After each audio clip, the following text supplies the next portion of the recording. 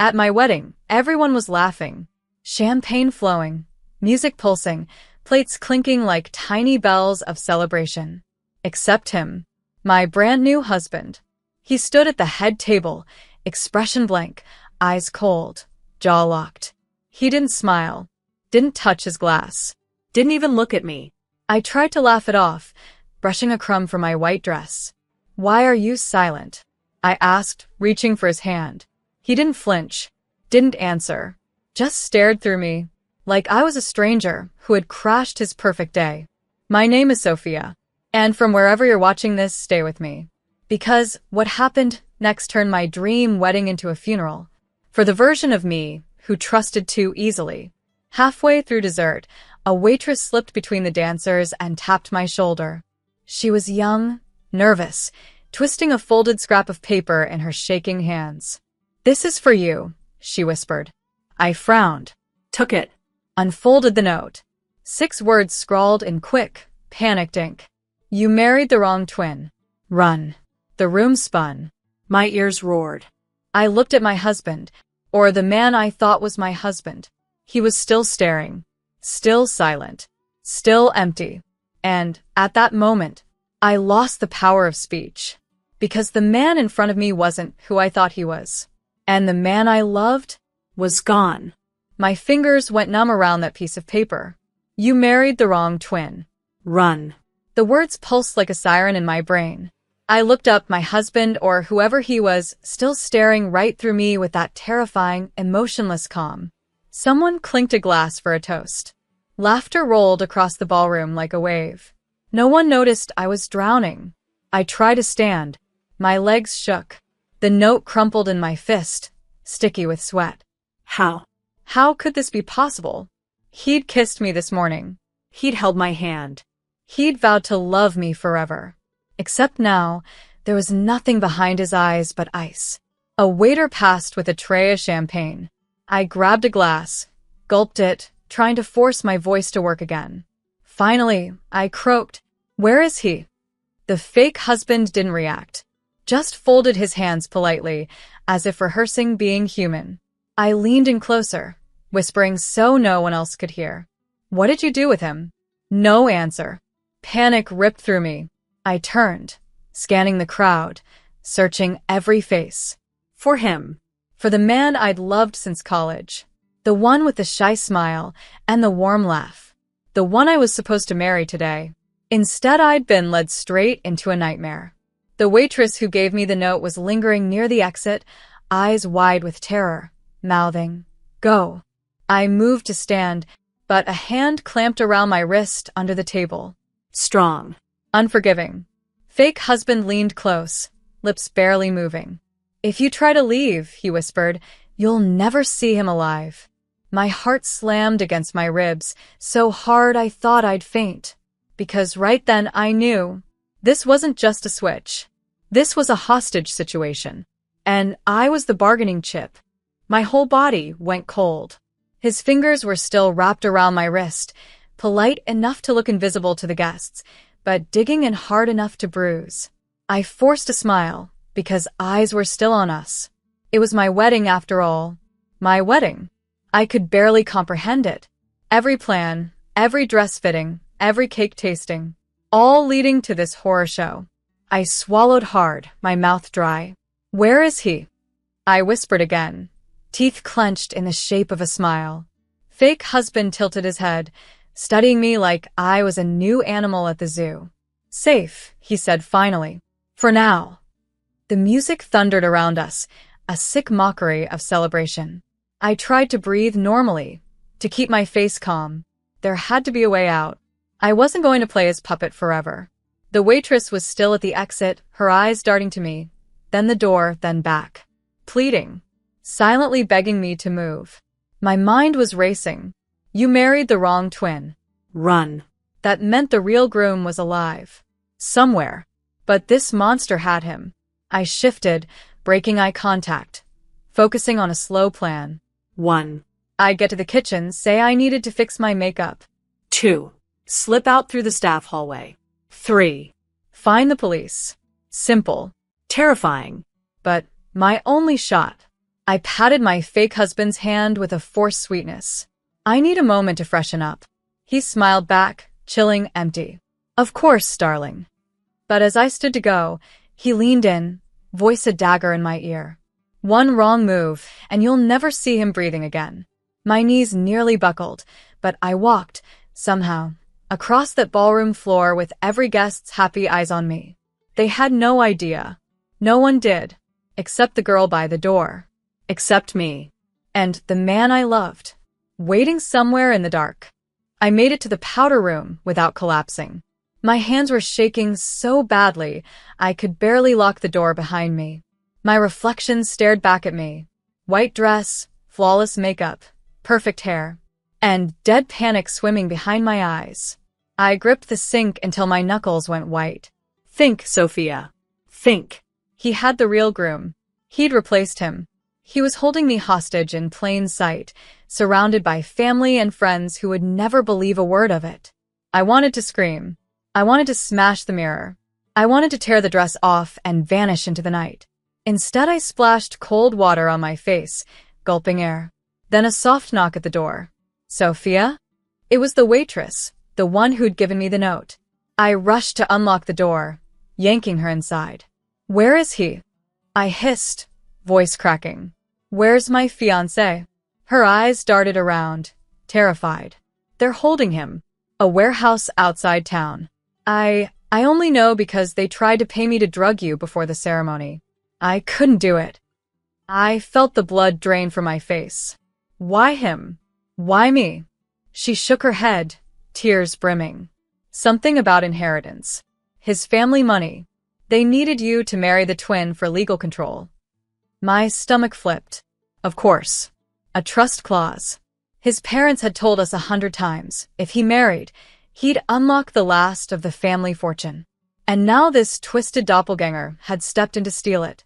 And me. I swallowed, fighting a sob. Can you get me out of here? She nodded, determined. Back kitchen. Staff loading dock. I'll stall him. My hands gripped hers like a lifeline. Thank you. But as I turned to go, she grabbed my arm, eyes wild. Sophia, listen. If he realizes you're running, he will kill your fiancé. You have to be smart. I froze, every nerve screaming. I couldn't just run. I needed a plan, one that wouldn't sign his death warrant. Because I wouldn't leave him behind. Not after everything. I wiped my eyes, straightened my shoulders, and stepped out of the bathroom. Time to play along. Until I could burn this whole nightmare to the ground. The ballroom roared back to life as I stepped out. Glasses clinked, a slow love song hummed from the speakers. People smiled and waved. As if the world wasn't ending in real time around me. He was waiting at the head table, hands folded, mask-perfect smile pinned to his face. The twin imposter. My fake husband. His eyes tracked me across the floor, laser-sharp, dissecting every move. I forced a shaky grin. Sorry, honey, the veil was making me dizzy. He stood, offered me his arm, playing the doting husband for the crowd. Shall we dance? Every muscle in my body screamed no, but I nodded. Because I had to keep him calm. Keep him thinking I was under his control. We moved to the floor, the music soft and syrupy. He held me close, breathing against my ear. Don't even think about running again, he whispered. I managed a tiny, terrified laugh. Of course not. My mind was a hurricane. Warehouse outside town. Staff loading dock. Waitress stalling. But how could I get there without dooming the real groom? I swallowed hard. I needed leverage. Something he wanted so badly he'd let me see my fiancé alive. Even for a moment. Money. That was it. The inheritance. I lifted my head, forcing my voice steady. You want the trust, right? His grip tightened, jaw ticking. Keep your voice down. I leaned closer, lips barely moving. If you hurt him, you'll never get a dime. I know how the clause works. They'll trace everything. It will all burn. He stilled. That was my opening. I'll cooperate. I lied, swallowing bile. But I need to see him. I need to know he's alive. Or I swear I will tank your entire plan. A muscle twitched in his cheek. I knew I'd hit the mark. He needed me. Married, cooperative, silent. To unlock the money. And maybe, just maybe, he'd give me one look at the man I loved. It was a gamble. A suicidal, reckless gamble. But if I didn't try, I'd never see him again, and the monster dancing me around that room would win. I had one shot. Show me, I whispered. Or I end this right now. His eyes burned through me. And then, with a chilling calm, he nodded once. Tomorrow. The rest of the night blurred around me. First dances, cake cutting, toasts, like actors in a bad play, clapping and laughing on cue while I felt like I was dying inside. I kept smiling, kept performing, because every second was a test. He never let go of my hand, never more than a breath away, like he owned me already. When the last guests trickled out, the monster twin leaned close. Pack your things. We leave at dawn. My stomach lurched. Where? His smile was a knife. To see your groom, of course. He made it sound like a date, like he was showing me a tourist attraction. I nodded, numb. Later, alone in the hotel suite, I finally let myself collapse. I curled up on the bathroom floor, dress half undone, sobs ripping through me. How had my life turned into this? How had I missed the warning signs? A twin, he'd mentioned him vaguely once or twice, but I thought it was just family drama, nothing serious. Now it was my nightmare. I rinsed my face, pulled myself together. One thought anchored me. He's alive.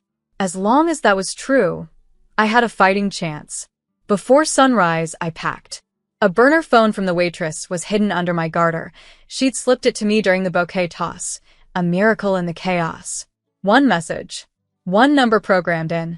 Call, if you get a chance. I wouldn't waste it. At dawn, he came for me. Perfect suit, perfect hair, perfect stranger. He opened the door like a gentleman. Ready, Mrs. Cole? My skin crawled, but I nodded. We drove in silence for an hour. Out of the city, past the suburbs, down a long gravel road that ended in a rusted warehouse straight from a horror movie. He stepped out first, then gestured for me to follow. After you.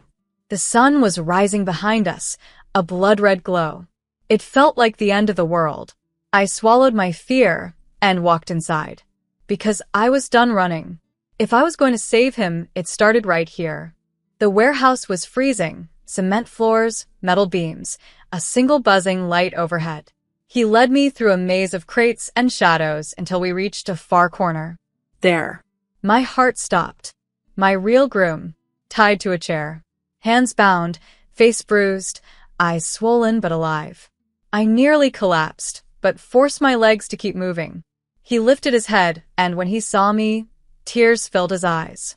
Sophia, he croaked. I dropped to my knees, reaching for him, but the monster twin yanked me back by the arm. No touching, he ordered, cool as ever. I turned, rage breaking through my fear. You have what you wanted, I spat. You have the marriage. Let him go. He tilted his head, smiling that dead-eyed smile. Almost.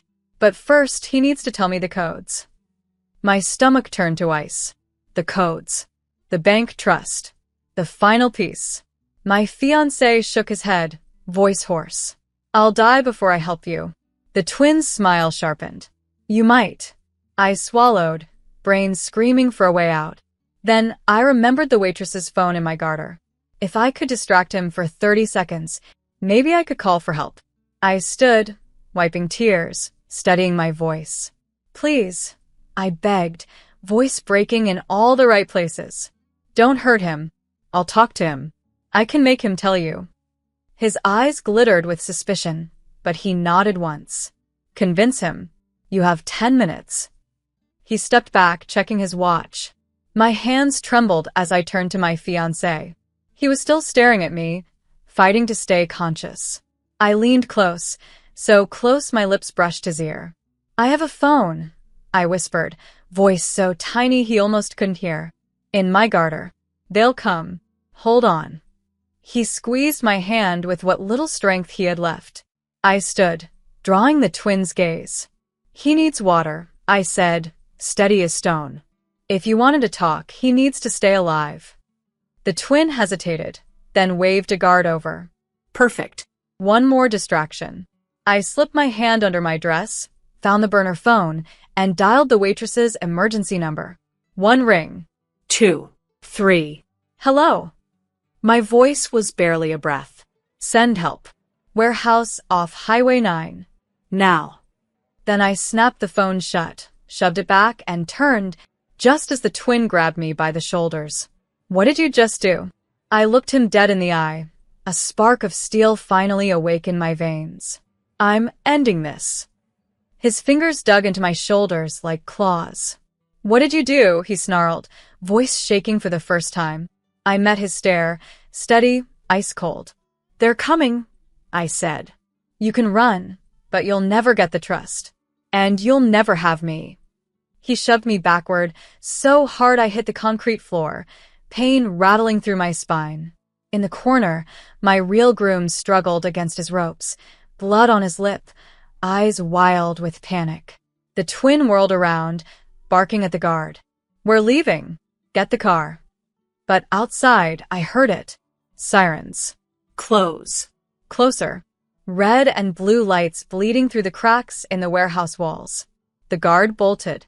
The twin looked at me one last time, fury boiling over. You could have had everything, he hissed. I forced myself upright, glaring at him through tears. No. I only wanted him. He spun and ran, disappearing into the maze of crates just as the police burst through the side door, guns drawn. Down. Police. I scrambled to my fiancé, sobbing, trying to untie his hands with shaking fingers. It's okay, I cried. You're okay. I'm here. His arms came around me the second he was free, and for the first time since that nightmare started, I felt the earth steady under my feet. The officers swarmed, shouting commands, but it was a blur. All I could see was him, breathing, alive, safe. They led us outside into the dawn. Paramedics fussed over his injuries, wrapping blankets around our shoulders. My wedding dress was torn, filthy, stained with a story no one would ever believe. But I was free. The waitress who'd saved us stood in the distance, tears streaming, clutching her phone like a lifeline. I mouthed thank you, and she nodded, sobbing too hard to speak. They never caught the twin. Not that day. Maybe not ever. But he would never have my name, never have my trust, never have my love, because I chose the real man. Not a cheap copy, not a thief. And as they loaded us into the ambulance, I squeezed my fiancé's hand and whispered, no matter what happens next, I'm yours. Always. His voice was raw, broken, but true. Always. And for the first time that day, I let myself believe that love could survive anything.